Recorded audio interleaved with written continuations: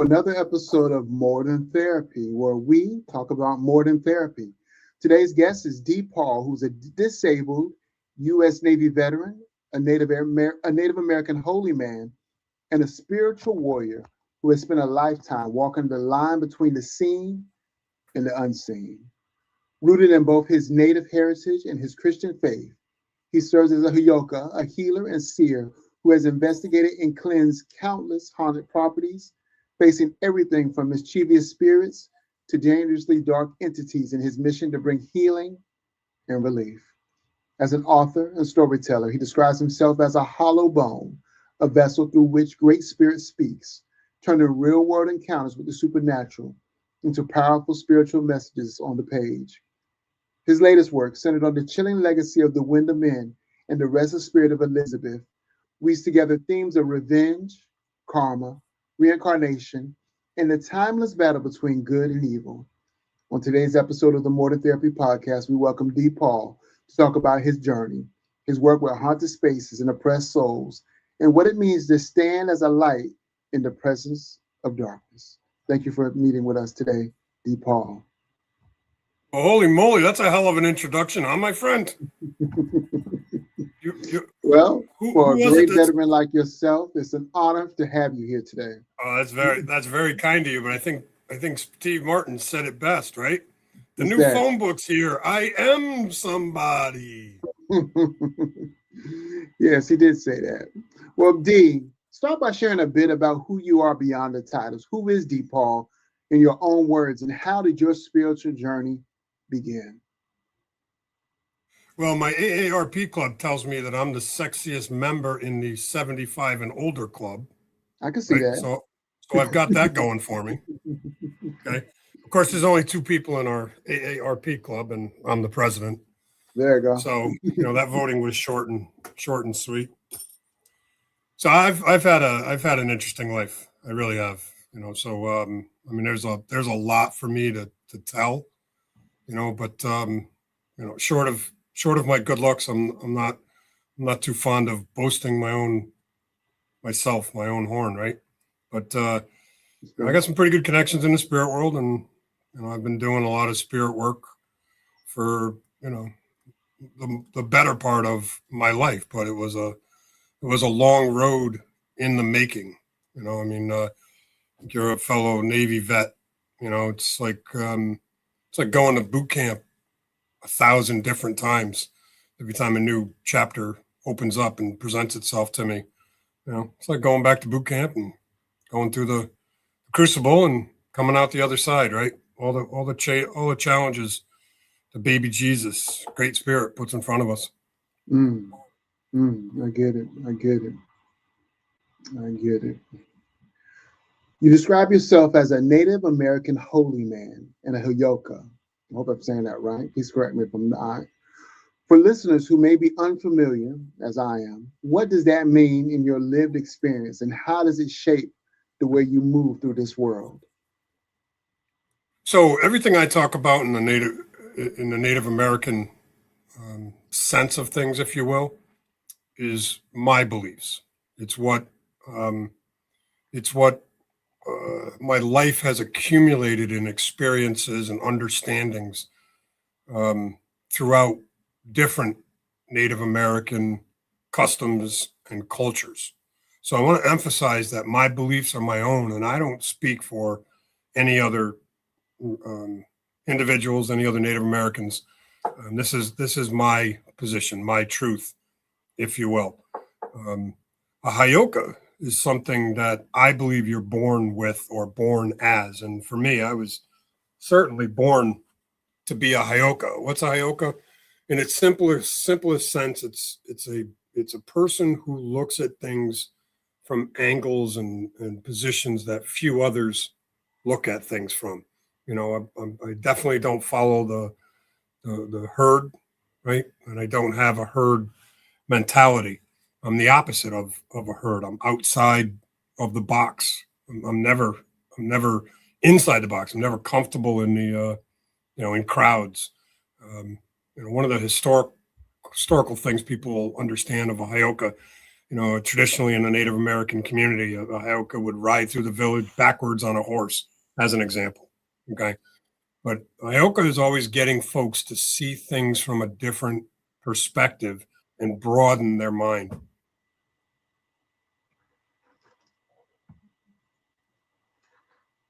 You have a powerful blend of Native American heritage and Christian faith.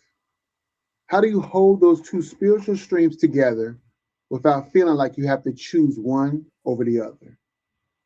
Yeah, that's a great question. It really is a great question. For me, I don't. Others that look on me have these assumptions like it's a struggle for me to, be Christian and Native American. And that's just not true. I've been studying both faiths, if you will, my entire life. As a youngster, I was extremely close to the Native American circles, but the baby Jesus was always a part of that. But I didn't necessarily agree with traditional church and so on. I don't disagree with a lot of it, but I just don't agree with. I should do it. A lot of it. I don't disagree with all of it, and I don't agree with all of it. Once man sticks his fingers in, spiritual work, money, power, fame, all that crap kind of gets commingled and things get lost in, to be kind, translation, right? So for me, I've always taken the stuff that resonates with me in both the Catholic faith, Christian faith, and my Native American beliefs. And that's what I encourage everybody to do.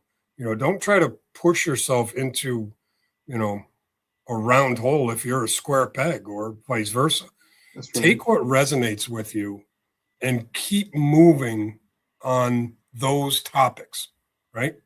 I was at a church service some time ago where the priest went off on this little tangent about the parishioners were committing sins if they didn't pray for priests that were, pedophiles. And I almost lost my mind. My wife's a hardcore Irish Catholic, and I support her and I support the beliefs, but I don't support the stupid stuff that comes out of people's mouths, from time to time. I don't think you're committing a sin if you don't pray for people who are, who have preyed upon or who prey upon other people, right? I don't think they're worthy of my prayers. And in the same breath, like the baby Jesus teaches, right? You got to forgive. Well, I've done a lot of forgiving. I've forgiven myself on a lot of things, and that's always the toughest, right? To forgive ourselves. I say I've forgiven myself, but in my core, I still hold it there. But I was raised in a brutal environment, and one of the things they tell you is, you gotta forgive and release that. Well, I've tried, and I'm just not man enough. I'm not brave enough. What's the word, right? To forgive somebody who spent, more than a decade belittling, berating, physically beating the bloody hell out of me, and torturing my young life. I've just never been able to forgive that stepfather. In my book, 2,442 Steps to Crazy, I talk about what it was like to be raised in such abuse. And somebody just read it and posted another 5-star review, had some very eloquent words, a fellow vet, about how the book helps vets and everybody else, overcome their childhood abuse, right? But let me close that loop with this. I strive to be a good Christian. I strive to be a good holy man. But again, I'm fallible just like everybody else. And my strengths come out when they're needed to, but my weaknesses are like my inability to forgive someone who, tortured me, right? Jesus says I'm supposed to, but I'm just not there yet. And I've tried.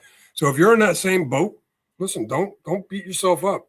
Just keep thinking on the stuff that resonates with you and keep moving forward in that sense. Don't try to swallow the whole Bible if you're a Bible fan, right? There's so many contradictions in the Bible that you can lose your mind thinking it out, right?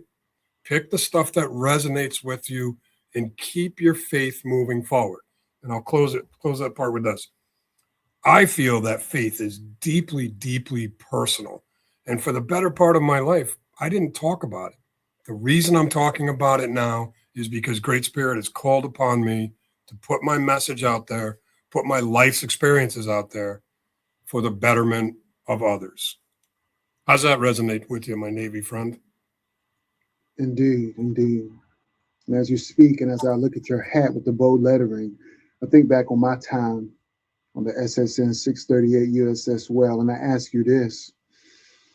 Take us back to your time in the U.S. Navy. How did your military service and your experiences as a disabled veteran inform your spiritual work and the way you approach helping others today? So I didn't know we had what'd you say, 637 boat? I was on the SSN 638. It's a USS Well. 638, the Whale? Yeah. 638. So what is that? One step above the 637 class, right? Or no, that was a 637 class. No, it was a 637 class. Right. Yeah. Right. So the boat I was on, ready for this? What's that picture look like to you up there? Looks like my old nemesis, the USS Whale. That's my boat doing an emergency blow, right? Man, I got some wild stories about my ride in the Navy, But I served on the boat made famous by Tom Clancy, right? The USS Dallas SSN 700, the boat that was named, or the boat that Tom Clancy made a book and then a movie out of, called The Hunt for Red October. That's right. Okay?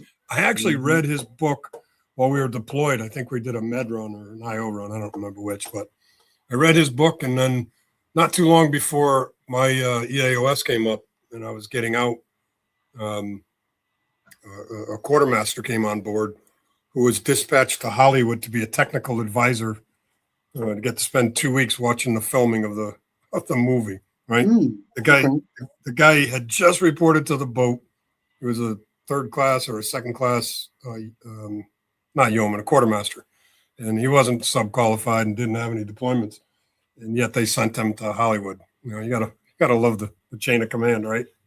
Right. But, my ride in the Navy was something else. I mean, I qualified submarines in 89 days.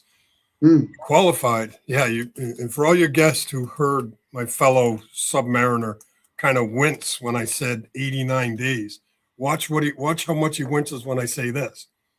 That was when I was deployed, right? I met the boat in Diego Garcia on the back half of a 6.5-month IO run, okay, around the world cruise, right? Left Groton, came back through the Panama Canal, stopped in Australia, so on, right?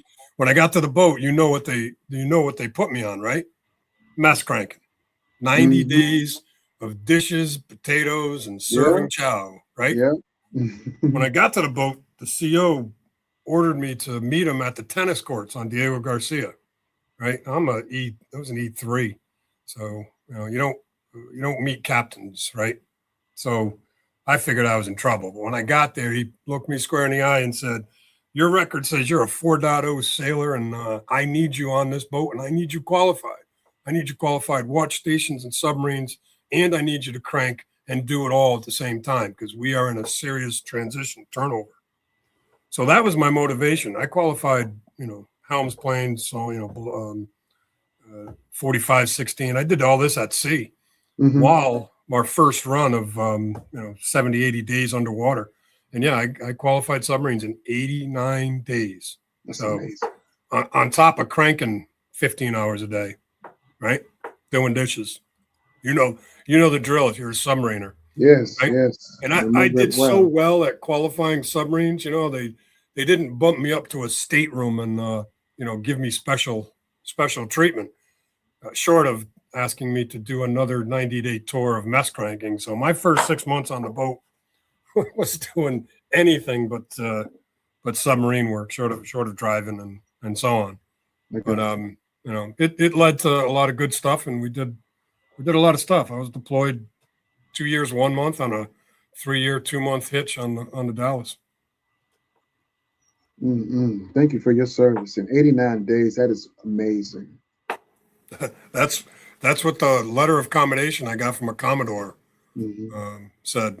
I think Commodore subgroup 2, subgroup 2 out of Groton, right? Or is it Devron 12? I don't remember. Yeah, I was Groton too. Yep, remember that city? Another no shit. Another head shake. So I'll tell you, where are you, my friend? Where are you out of? Now I'm in North Carolina, Durham, North Carolina. You're in North Carolina? Yeah. Well, I'm 40 minutes north of the sub base. Oh, okay. So you're in New Haven? No, other way. I'm north, heading towards Massachusetts, Rhode Island. Okay. So I'm like 2 hours from Boston and 40 minutes from the sub base and 2.5 hours from New York. And I'm the quiet corner of Connecticut. I got you. But no, I still a lot of guys I served with are still around, and one of them's a tour guide on the Nautilus, the museum down there.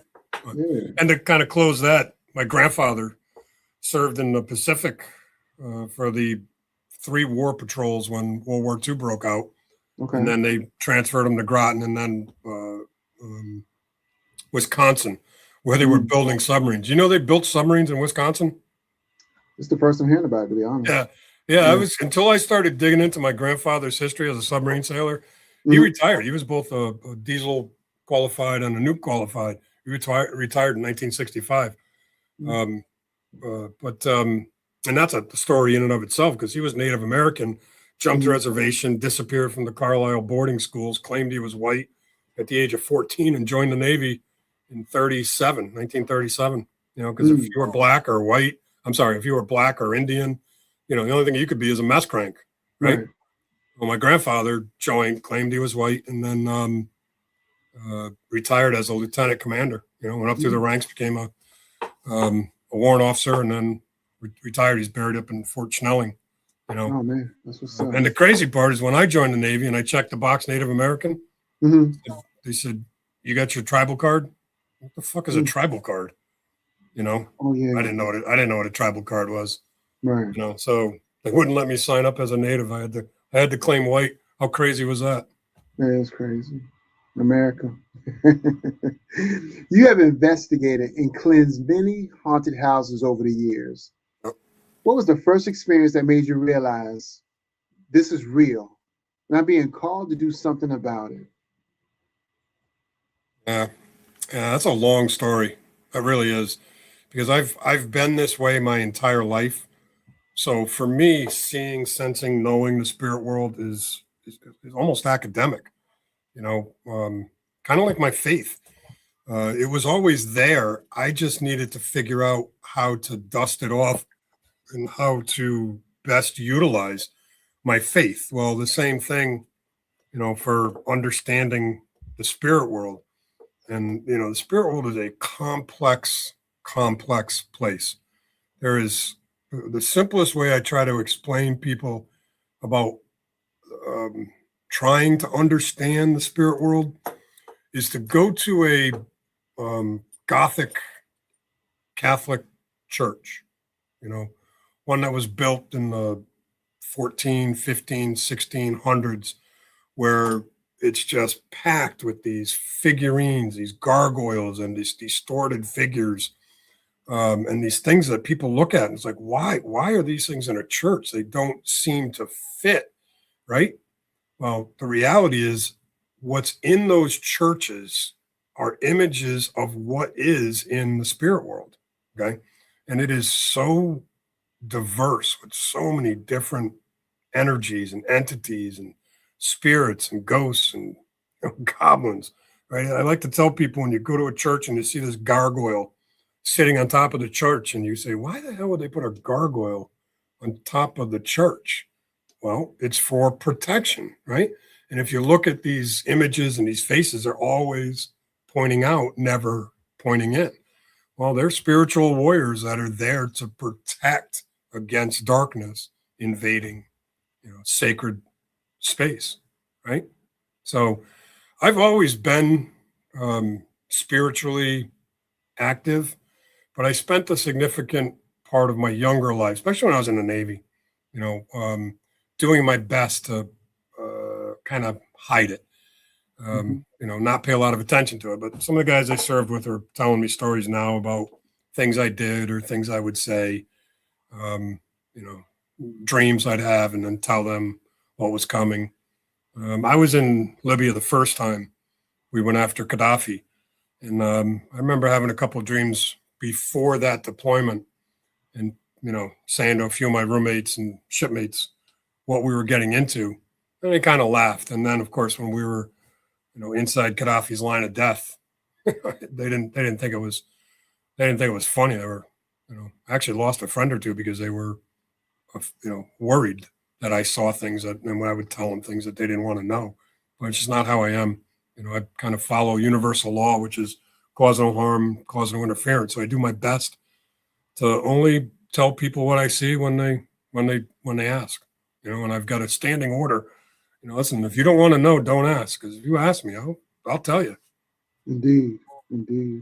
But honestly, I could go on for hours about the topic, the question you asked. So if you want to dive into any of the side shoots of my answer, I'm happy to do a deeper dive. Especially to a submarine veteran, baby. The only true Marines on this planet are submarines. There you go. You called it. When you enter a space that you believe is haunted or spiritually disturbed, what are the first things you pay attention to physically, emotionally, and spiritually?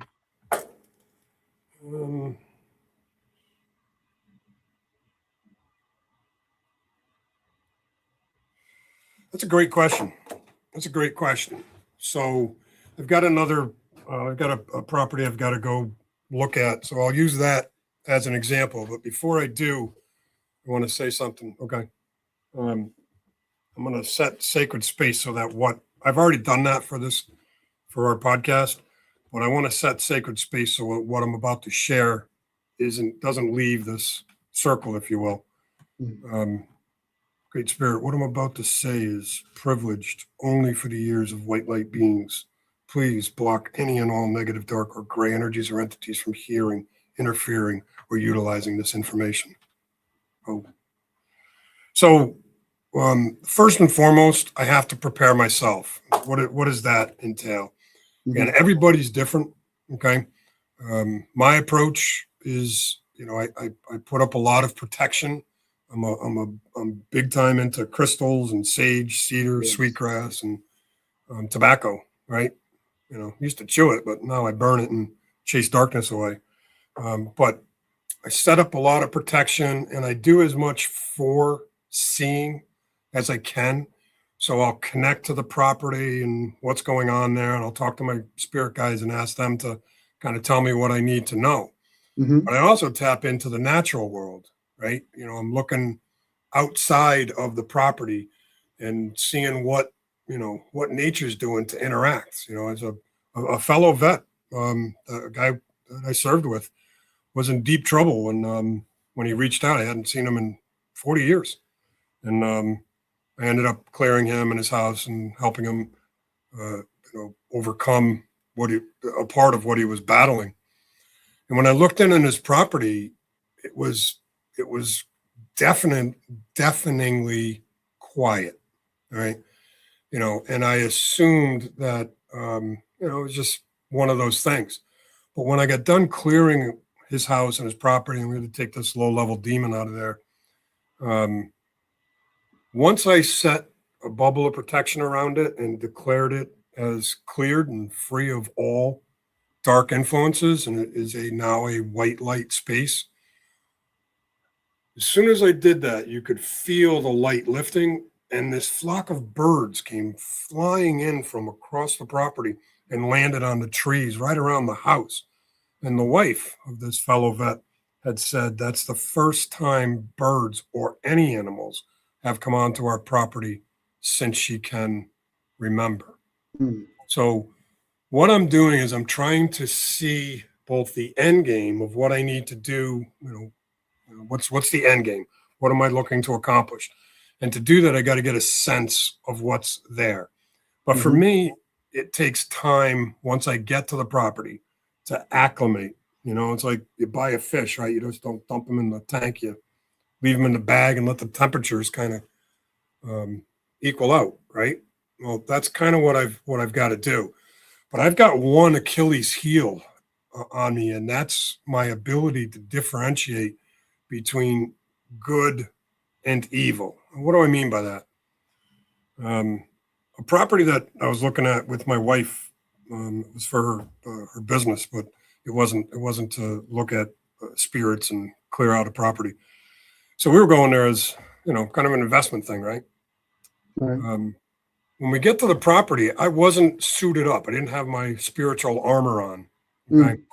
I was just an average Joe doing what normal people do, right? Right. And as I start walking around the property a little bit, I start hearing this hawk above me screaming away. Now, the significance to that to me is very important because nature, sees, senses, knows things that we can't. So that hawk was clearly telling me something. I wasn't sure what, but I said to myself, all right, I better armor up and start approaching this the right way. And what does that mean? A piece of it is always coming in from the left and always working to your right, always working to your right, always doing things in fours and making sure you got protection up and around you and so on and so on. Well, once we crossed that threshold, I could feel the energy inside this property. And the property was 300 plus years old. Okay. But I couldn't tell good or bad. What I could see was this one dark entity, and it had tethers to these two children. And there was a third entity there, but I still haven't been able to figure out what that one was. When my wife stepped across the threshold, instantly she goes, nope, this thing is evil and nasty. And she had to step back. Okay. So she gets a quick, instant feel of good and bad. For me, it takes a lot more time for me to differentiate between true evil and lower levels, gray energies, poltergeists, and so on. So we had to back out, and then I armored up and wrapped protection around her. Then we went back inside, and sure enough, there was I call it a trickster. It's a form of a demon that had a couple of kids, spirits of a couple of children tethered to it, and it had a third entity that, like I said, I hadn't been able to figure out. Okay. So what do I, when I do an investigation, sometimes I'm walking in blind. I have to back up and, kind of armor up again or armor up. And other times, like this next property that I'm going to do some work on, I do a lot of preparation work. And that includes, talking to the spirit world and making sure that I have enough protection lined up that if I need to call an Archangel Michael, he's aware and he'll come in and remove whatever needs to be removed.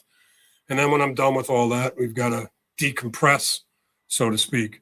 And that's clearing and cleansing ourselves and anybody else that's there so nothing can follow us home and, or stick to us, and, sometimes I miss things and sometimes things will stick to me and I've got to go see some folks that I know and, they'll help pull some darkness off of me. So, it's not a risk-free endeavor. I've had some pretty dark crap, stuck to me and attached to me and interfering in my life from time to time and doing everything it could to try and kill me. Right.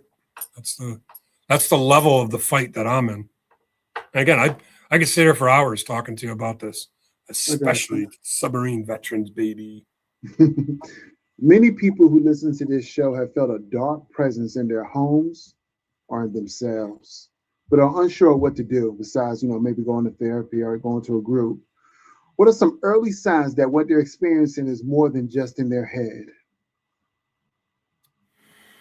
What are the early signs? Is that the question? Yeah, what are some early signs that what they're experiencing is more than just in their head? Like, how can they differentiate between the two, that it might be mental health related or it might be an entity that's impacting their life? Yeah, I want to be careful on how I say that. That's a great question, right? Again, one reason I love doing shows with fellow vets is you get to the point, you go to the heart of the issues, and man, you just got some great questions. So I'm not sure if you're aware or not, but I wrote a book called A Date with Suicide. Now, this book, the purpose of it is to combat the 50 plus veterans a day that are taking their lives. All right. Now, I got to go back to your question so I can remember why I wanted to bring up that book. What was the heart of your question? I'm going to make a note. What are some signs that they can differentiate between the two, like whether it's a mental illness or a mental issue, or whether or not it's really a spiritual entity or presence, poltergeist or whatever, that's impacting them? Yeah. So let me go back to this and then I'll drive right through that point. Yeah. A Date with Suicide is intended to walk the reader through why veterans are committing suicide. Okay. Mm-hmm. The causes behind it, the reasons, and I pour my heart out into that book, because even though I had a brutal childhood, and you know they tried to kill me a couple of times. The boat ran me over once, crushed me between that and the surface ship when we were doing some document transfers on one of those runs that, you know, our crypto was compromised when the Walker family sold our crypto, right? So we had to do a lot of briefcase transfers. Well, I was the guy that did that stuff. I got sucked down between the boat and the surface ship one time, and you know, next thing I know, I'm floating above the boat, watching them pull my body out of the ocean. But I never thought of suicide literally until I left my first formal VA appointment, right? And in the book, I get into it. But I remember to this day walking out of that 9-hour day where nothing got accomplished, and saying, man, if this is my life, I would rather kill myself. And it dawned on me, right? Now, fast forward a couple of years, a guy I served with called me up and said he needed to talk. I said, we meet next week. Well, next week was too late. After I got off the phone with him, he hung up the phone and went out to his garage and hung himself. Okay. That was in the early 90s, late 80s, right? So what in his world was mental health issues and what was spiritual? For him, I don't have those answers. So I'll use another guy as an example. Another guy that I served with, he had been at a funeral in Texas for another shipmate, okay? And this is last year, who committed suicide. And these two shipmates were, you know, anti-suicide guys, right? They were both talking to each other, so the other one would be there if one was having suicidal thoughts. And the guy that committed suicide didn't tell him. Well, this guy went to the funeral, and on his way home, he had already decided he was going to kill himself, except one thing. While he was on the plane, he bumped into my book online, A Date with Suicide. I'd only been out for a week. When he got off the plane, he reached out to me and said, we need to talk. I was going home to kill myself, and I read your book, and it stopped me from killing myself, right? That opened the door when he said, I need help. And he asked me for help. So I got him plugged into the VA, got him plugged into mental health training. I brought in a very special person that I use, you know, very rarely, but I use her when, you know, fellow vets, their toes are literally kind of slipping over the edge, and they're as close as it's going to get to taking their lives. And the reason the book is named A Date with Suicide is because my research has taught me that the last thing a veteran does before they kill themselves is set a date, right? Everything else they line up, prepare, just like the anal retentive veterans that we are, right? We got to methodically line everything up and then set a date. So his issues were both mental health issues and spiritual. And getting to the heart of your question, what I find is that for some folks, making sure the mental health piece, the therapy, right, the group sessions, the one-on-ones, whatever is needed to deal with the mental health piece is crucial. And that's a key part of what I do. It's help people, you know, overcome the stigma of, you know, mental health issues and suicidal thoughts, right? The other part is spiritual, because once once we're at a point where we're considering suicide, we're already wide open to the spiritual part from the dark side. Okay. And how can I justify that or simplify it? If all you do all day long is have negative thoughts, if all you do is spew negative stuff, you're going to attract exactly what you're generating. It's just the way it is. People in a crowd will all gravitate towards each other that where their vibrations are like-minded, right? What's that mean? The closer you are to God, the higher your vibration. The closer you are to the devil, the lower your vibration. Right. And the things that we do, kind of, it's like a turbocharger for the darkness when we're constantly on these negative planes, these negative discussions, and not getting into a positive discussion. So for me, it's understanding what folks need for true mental health help and what they need for spiritual help, right?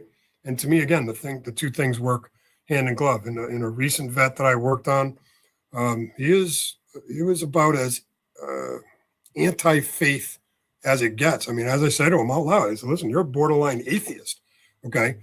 But the four corners of our existence, our physical, our mental, our spiritual, and our emotional bodies, we have to figure out how to balance and align those four parts of our existence, okay? When we can get all of those into alignment, the probability of suicide is very, very, very low. So is the probability of having a dark, angry life, right? How do we get there? Well, when you use this example of this vet that I worked on, that was a borderline atheist. When I went through the first three, I saved the spiritual body for last. Again, he had a dark attachment to him that I knew I had to get out of him, but I had to get the other pieces lined up so he had a good base underneath him, right? People that have a strong faith, I'll tend to come at it a little bit differently. I'll let faith lead the charge, right? So for me, mental health issues in, the darkness that comes along with mental health issues work hand in glove. And you have to address both of them either equally or until there's a good balance in there. Now, when I finally cleared this veteran, cleared his wife, cleared his home, they could feel the difference, especially the wife, because she was she's a Christian who really does the church and all of that. And I looked at this guy and I said, listen, it doesn't matter what you believe in, but you have to find something to fill that spirituality. Okay. For me, part of my Native Americanism is understanding nature and feeling connected and attached to it. Right. To me, that is spirituality. Well, in the end, this veteran reached out and said, listen, I'm going to church now. He went and looked at some churches and picked one. It's not the same church as his wife, but he's been going to church for most of 2025, if I remember dates correctly. And he has said, well, I still have a lot of questions. Of course, in my head, I'm saying, well, who the hell doesn't? Anybody that's picked up the Bible and read page 1 has got 50 questions right off the bat, right? Mm-hmm. So in that particular case, for me, it worked perfectly because he is in mental health therapy. Okay. And I don't do those services. I either connect people or get him plugged into the VA or wherever he needs to go. The spiritual part I bring in the end to make it hand in glove. Now, if I've rambled on for like half an hour and you lost all your viewers, I apologize. But I hope that was a deep dive into your answer, or to get you your answer. Oh, this ain't the live ones. Don't do the viewer thing. It's the podcast. Once it goes to the podcast, that's the viewers. So no worries. Don't worry about that. Now I want to if you don't mind, like to talk about mysteries at the WINDHAM Inn. For those who never heard of it, Okay. for those who never heard of this story, I being one of them, what is the spiritual and historical significance of this property, and how did you first become attached to it? So the picture on the cover is an animation or a caricature of the actual building, right? the cat is the main dark character. Okay. The people, the living and those who are not living that are in this book are real. Okay. I don't write fiction. Right now, again, I take some literary license when I write, but the heart and core of what I publish is true. Right. So the story of the Wyndham Inn is a classic good versus evil. When you break it all down, but the amount of activity, the diversity that is infused into this building from both the dark side and the white light side is staggering. So, how did this story come about? Well, the building is not that far from where I live, so I've seen it, the better part of my life. And I've always known there are ghosts in there, and I've bumped into enough people who have told enough stories and so on that I've always, kind of been intrigued with it, but I didn't pay a lot of attention to it, right? Some years ago, a fellow vet, okay, who did 20 in the Navy as a medic, he's also a medium. He started a group called Eastern Connecticut State Paranormal, and he did a couple of investigations into this book, into this property, right? So when my book, A Date with Suicide, was getting ready to be released, he had said to me, when your book comes out, I know you're going to start doing that Mysteries of the Wyndham Inn book. Talk to me because I want to get together with you and discuss it and so on. So I said, all right. Well, at the same time, I'm having this dream about the Wyndham Inn, and in it says they're going to show you the true mysteries behind the mysteries, but be aware, 6 spirit hunters. They don't call them ghost chasers. They don't call them the other things that the TVs do. They call them spirit chasers, right? 6 spirit chasers are going to have to perish before the final truth is told about the Wyndham Inn. Now, why is that significant? Well, buckle up. Remember that guy I told you about? Navy buddy? Well, I wasn't buddies with him in the Navy, but he did 20 in the Navy and started this paranormal group. I reached out to him when the Date with Suicide was published, and he didn't hear back from him, which is odd. Usually vets return vets' calls, right? So a month goes by, 6 weeks go by, and then I see this blurb come up on one of my social media accounts that says a memorial service is going to be held for this guy. And man, my heart dropped into my stomach because I had that dream. I knew I had a sense of what was coming, but when I saw that, I was shocked.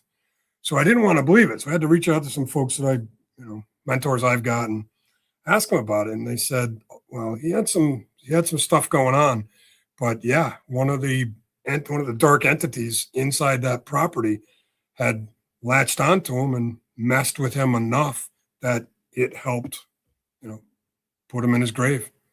So that's kind of the backdrop to the story. And at the same time, the main character in the book, he's called Master Gary. His name is Gary Jackon, and I grew up with him. We were really tight up until we went to high school. He went to one school, and I went to another. But he showed up on my property on his motorcycle. And remember, the motorcycle part is significant. So when you read the book, you're going to understand why. He showed up on my property and just started telling me about his experiences when he lived at the Wyndham Inn. And part of his story was he kept having this dream of this black cat that would attack him in his dreams. And he'd wake up and turn the lights on and search the room, and there was no cat, right? So he would just chalk it up to a bogus dream that kept reoccurring, with one exception. He had scratches, okay, on different parts of his body, and they came in 3s, all right? So I said to him, I go, you got scratches on your back. I hope you're going to be able to explain that to your girlfriend. And he kind of looked at me and goes, how did you know about that? And I said, spirits are telling me. But that's how the kind of the thing opened up. And when he was telling me the story, I knew, because I could hear the spirit world telling me, saying, that's your next book, and it needs to be a series. And I, being a smartass, I looked and I said, great. So is Hulu or Netflix going to pick it up? And the spirit world said, yes. So write the book.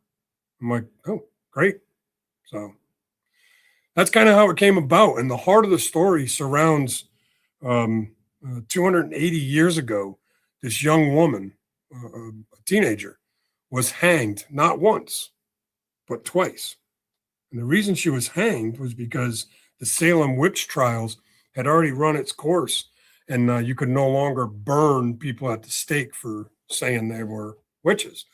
Well, they quietly said she was a witch, but they hung her for getting pregnant out of wedlock and then abandoning her child. Well, that's the legal story, if you will. Okay. The research that I've done in talking with, especially with talking with the spirits that are at the WINDHAM Inn, no, that's not the story. Okay. It's a wholly different story. And that's what I've been writing about in this book. And this is book 1, The Feral Feline. Book 2 is out here shortly. And then book 3 and 4 will be out later next year.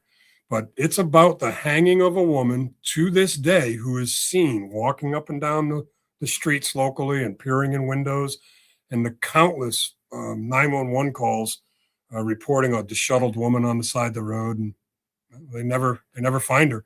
And ironically, I was on a local radio show not too long ago when the DJ, a well-known, well-respected guy who's been in Willimantic for 50 years on WILI, 1400 WILI. In the midst of this interview, he looks at me and goes, "I got to tell you something." And I'm like, "Yep, here we go, right?" I was with the Shaw family not too long ago, and the Shaw family is the original family of the woman that was hung, okay? And he said to me, the matriarch, Miss Shaw, was telling me a couple weeks ago that Mary was walking up High Street not far from St. Joseph's Church. And I said, wow, you know what? That makes a couple of connections, because there's an angel that calls the St. Joseph Church hers. And she's in my book because she's part of the story, the mysteries of the WINDHAM Inn. And I'll close that with this. There are mysteries inside the mysteries. That's why it's spelt this way, okay? There are mysteries in the mysteries. And so far, one person has figured out one of the clues. It's not the first one. It's actually the second or third, depending on how they figure out the first one. But there are secrets inside these books that are cryptic, and folks have to figure it out, right?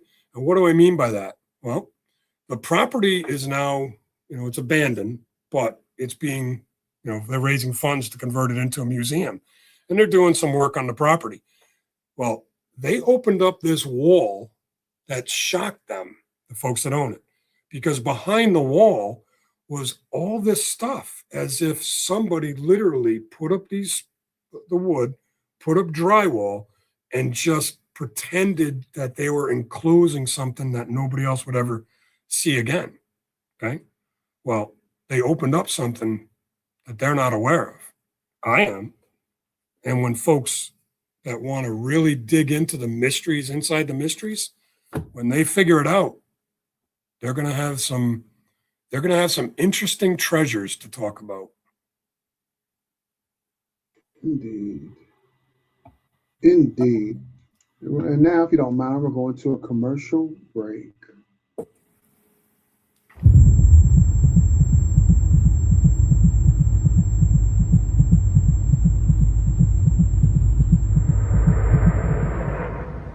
Not today. I'm here. You can tell me anything. I see you. We're in this together.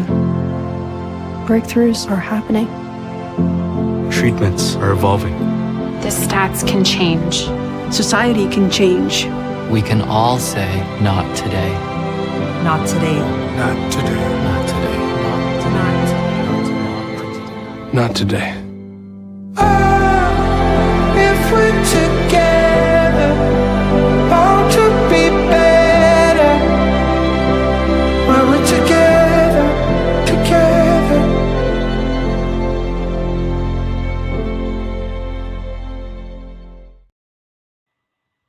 All right, Yeah, that's a great piece. Is there any way you can send me that clip so I can post it? Man, send me that clip all by itself by email so I can I can post that thing. That's powerful. I was on Suicide Sucks podcast. She's a gal out of the UK. She's really making headroads on. If you ever want to interview a great lady, Suicide Sucks. I've been on a lot of suicide, themed podcasts. But that woman in UK, she's doing a great job.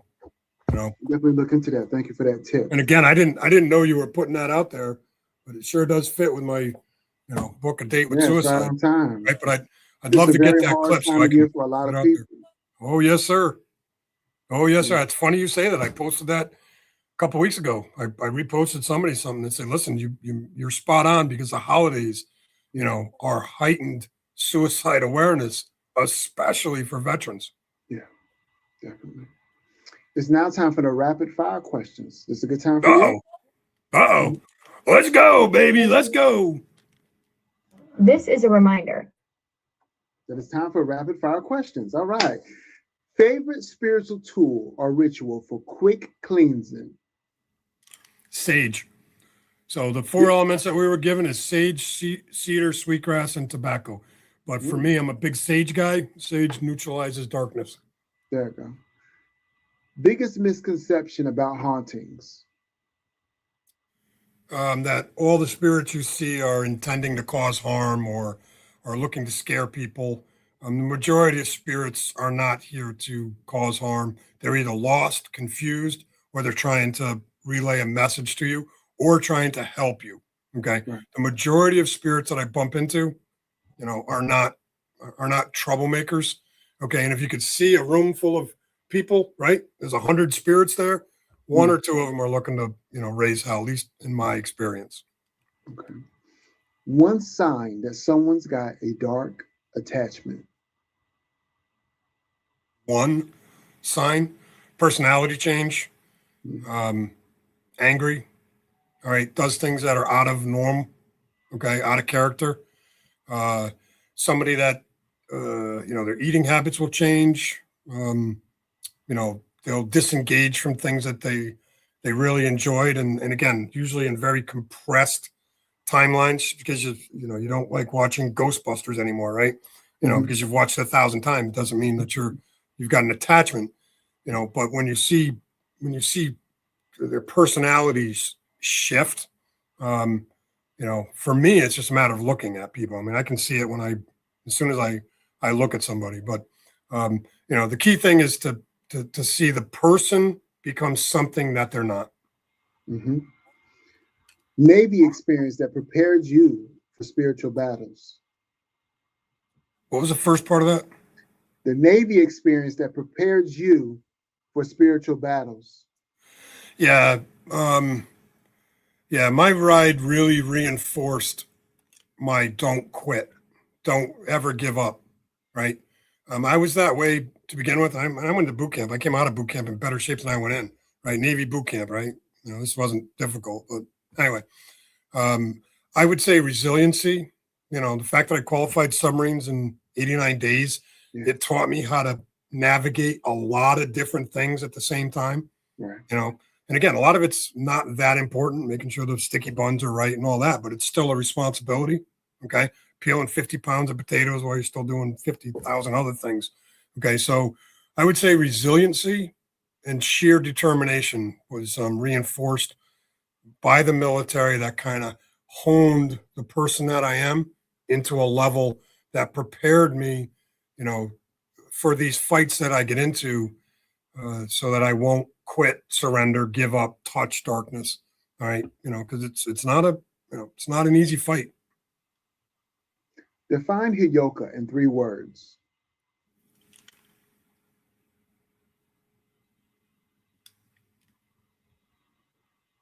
Anti-normal. Okay. Anti-normal. Is that 3 words or is that hyphen in there? Screw it all up. It works for me.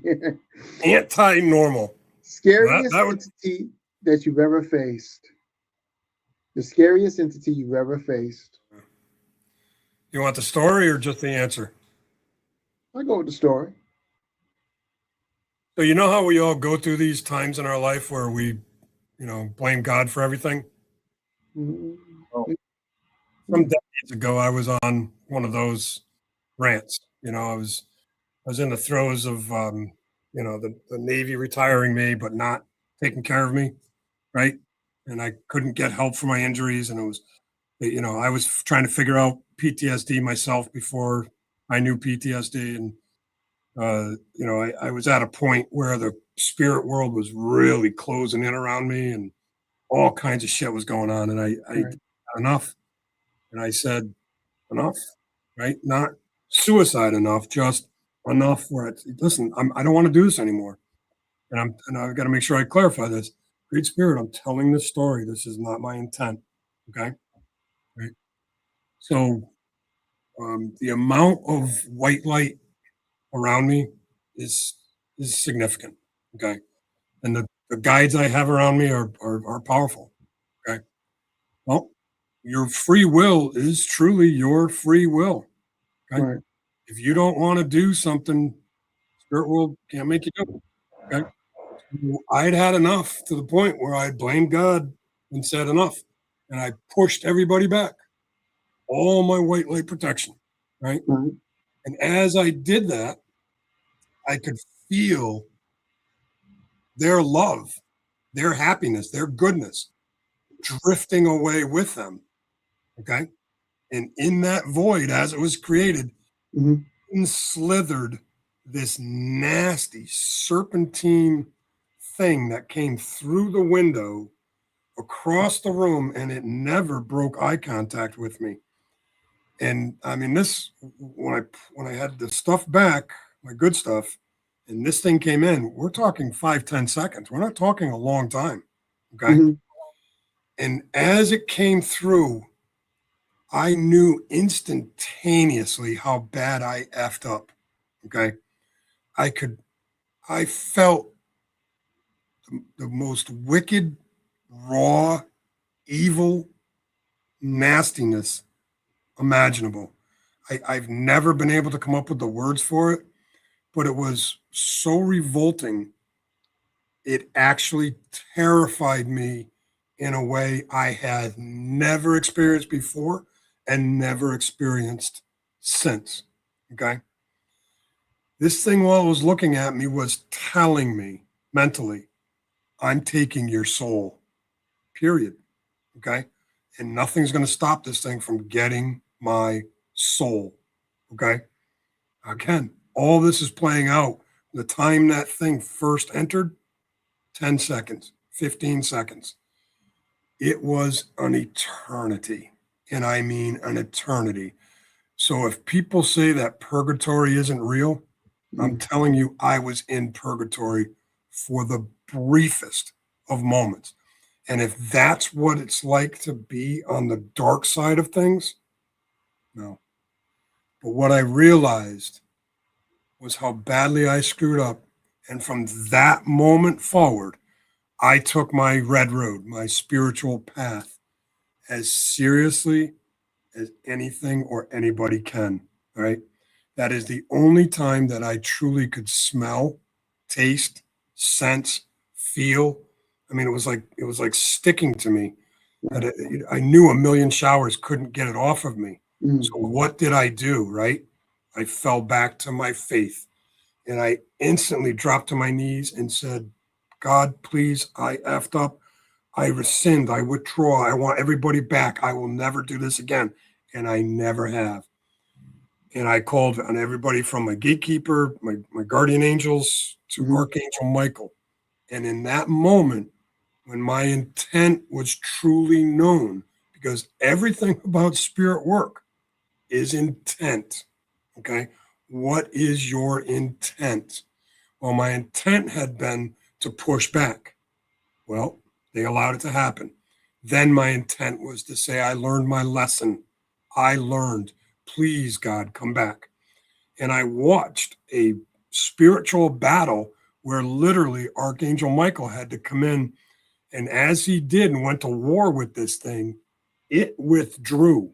It didn't get captured by the darkness. Okay, but they came back and put up their protection. And man, the difference of pushing protection back, feeling that darkness, and then having it return. I don't wish it upon anybody, but if you could witness and experience what I did, what I went through, the churches would be packed every day. Churches would be packed every day. Indeed. Hollow bone. How'd you like that story, by the way? Oh, I did like that story. It's very deep, and I could see Netflix or Hulu or one of those entities picking up your stories. You're and you being the narrator, your voice is so narration worthy. In fact, are any of your books audiobooks? Yeah, I think 2 of them are, but I definitely made sure this one was on the audio. You know, so yeah, I think it's $10 on Amazon for audio. Okay. Right? Is it your voice? No. I think your voice is absolutely amazing. I think it should be your voice next time. Oh, my friend, I got to tell you, that's you're not the only person telling me that, but the heart of this book is narrated by a female ghost who resides at the WINDHAM Inn. Okay. So the main narrator is a woman. All right. So I had to pick a woman's voice to do the narration. Okay. Plus, the book is set 300 years ago, so I wanted more of an English accent in there. You know. Fair. Hollow bone feeling in one sentence. One sentence. The ability to move God's light from the spirit world through me, whether it's my hands or my chest, through me to where God, the spirit world, the healers need it to be. Hollow bone. The ability to move God's light. And last one, healing burnout. Healers burnout. How to avoid it? Balance. Right? Balance. You know, I'm getting pretty good at foreshadowing my burnout points. Mm-hmm. You know, and guys like me self-isolate, right? I love being alone. I crave quiet, right? And that to me is my recharging. Okay. But to avoid burnout, stay balanced and listen to your inner voice. It is constantly ahead of us, preparing us. And when we don't listen to our inner self, that's when we go down the burnout path. Right. All right. But that concludes this episode of the Morning Therapy. What? Would you like to leave the audience with any last words? Yeah, I want to do this again. This is too much fun, man. Come on, a couple of sub-vets bouncing around the spirit world. How much fun is this? Listen, if you want to sound like a good animation movie, right? You want to learn to have faith. Go lock yourself in a submarine and let it do a few warp speeds around the world with some angles and dangles, you know, and then hold your breath and be quiet and live on peanut butter sandwiches for a few weeks, right? Indeed. All right. Well, that concludes this episode. D. Paul has illuminated the shadowy intersections of spirituality, hauntings, and healing on today's episode of Morning Therapy. His stories from the WINDHAM Inn and beyond remind us that unresolved trauma and spiritual unrest demand courage, wisdom, and light to confront. Some key takeaways is true healing bridges the physical, emotional, and spiritual realms, often requiring us to face darkness head on. As a hollow bone vessel, D. Paul channels ancestral and divine guidance to battle malevolent forces. English is my second language. Elizabeth's legacy underscores timeless themes of justice, karma, and the eternal good versus evil struggle. I want y'all to connect with D. Paul at dpaul@blackhawkbooks.com on Facebook or X at dpaulfleming442 and grab Mysteries at the WINDHAM Inn on Amazon. Thanks for joining us. Subscribe, rate, and share More Than Therapy wherever you listen to your favorite podcast. Until next time, stay grounded in the light. And believe me, all this information will be in the show notes. So stay tuned for the next episode of More Than Therapy. Thank you, Mr. D. Paul, for your service and for appearing on today's episode of More Than Therapy. And to everyone else, be well, keep moving forward, and continue to be great, everybody.